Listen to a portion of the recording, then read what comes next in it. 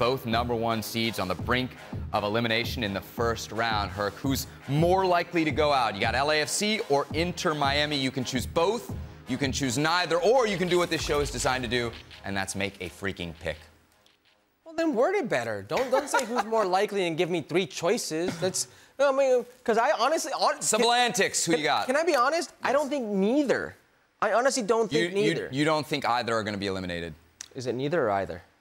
I don't know. You don't, but you got to choose one. Who's more likely? He gave me 3 choices, and one of them is nobody. So you don't you think no sweat for Inter Miami and no sweat for LAFC? No, I disagree with you there. There's going to be sweat, but I think they both advance. Let me tell you why. Okay. Let me start off with LAFC. They've owned Vancouver as of late. I think since Steve Cherundolo has been in charge, that's their first loss against Vancouver, and it happened to be on that turf. Yep. And if you watch this game, like, I got weak knees just looking at players on this turf. You could see Denis Bouanga, you could see Oliver Giroud, you could see the way they go about themselves. Plus the way Vancouver presses on this turf, I think, is also... And they dominate. And listen, Ryan Gauld, like, this is ridiculous level. 6 goal contributions in this playoff. Vancouver's done very, very well, but I don't see a scenario where they go back to Los Angeles. This is their first loss in, I think, 6 or 7 for LAFC. And they lose to Vancouver, this version of Vancouver. I think LAFC's got too much firepower. I think especially at home, we're going to see that firepower. That's LAFC. I don't think they're in big jeopardy. I think it'll be close, probably like the first game, but I think they'll come up on top. They just got too much talent on that team. And if we go over to Inter Miami versus Atlanta, I think this one's closer. I think this is closer. Really? Yeah, I think this is going to be a closer one. We've not... Here's the X factor, and... What are you saying that? What have you seen in these 180 minutes that makes you say that? Because I'll admit I'm surprised at how close it's been from an Atlanta perspective. I didn't expect But I just don't rate Atlanta at all. Why would you? They're the 9th seed in the East. And they're going up against Messi. How is it going to be close in a must-win game? Messi's not been a factor in the last 2 games against them. And Valentino, this...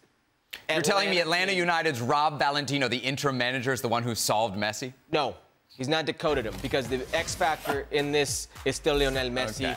And what he loves doing is coming out to play when the limelight and the pressure's on. And that's what's going to happen here. You're going to see Inter Miami, who's going to have some rest right now. They're going to have a week from their last game until they play in their home confines. And this is a very talented team, well-coached team, a team that knows how to win at home versus the 9th place Eastern team. And it's a very good run from Atlanta United. Interim manager. And I'm glad that there's no justice. Selling pieces mid-season.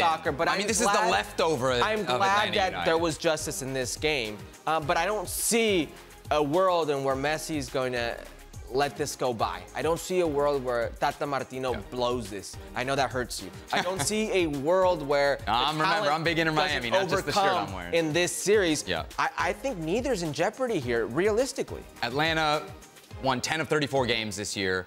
They lost more games than they won. They should not be a playoff team. When we talk about the playoff structure in MLS being broken, Atlanta United is the representation of that. They had a terrible season. They should not be a playoff team. I know it's been closer than we thought. I give them 0 shots. So to me, this is a 0 shot. I give them more of a shot than Vancouver. No, wait, you're going up against Messi in a must-win game, Suarez in a must-win game. I mean, for me, it's just... Did you watch the first game in Miami or Fort Lauderdale? Yeah.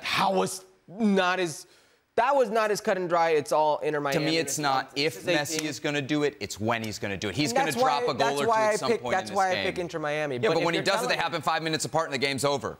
Okay, but if you're telling me, if you watch all these series that we've seen, New York, Cincy, Red Bulls, Columbus, like Atlanta's been there like any other team, making you feel at any moment they could put away Inter Miami. I saw it.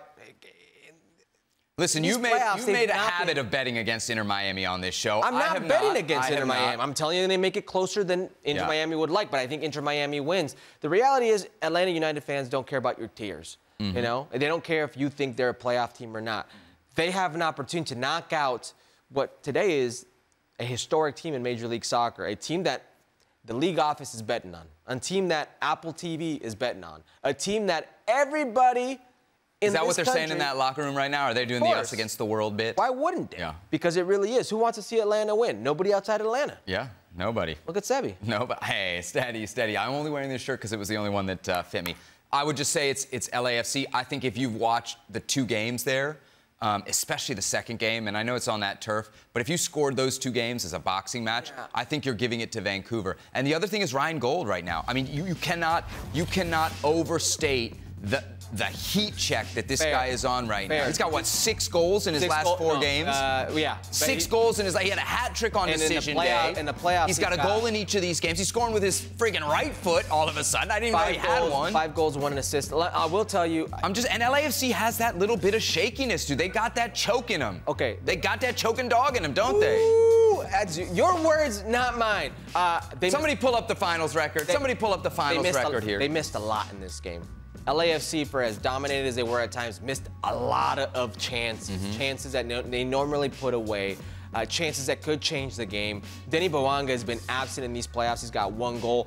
I think at some point, Denny Bouanga wakes up, Oliveira wakes up, Bogusz wakes up, Oliver Giroud, Kai Kamara comes on, whoever the case may be.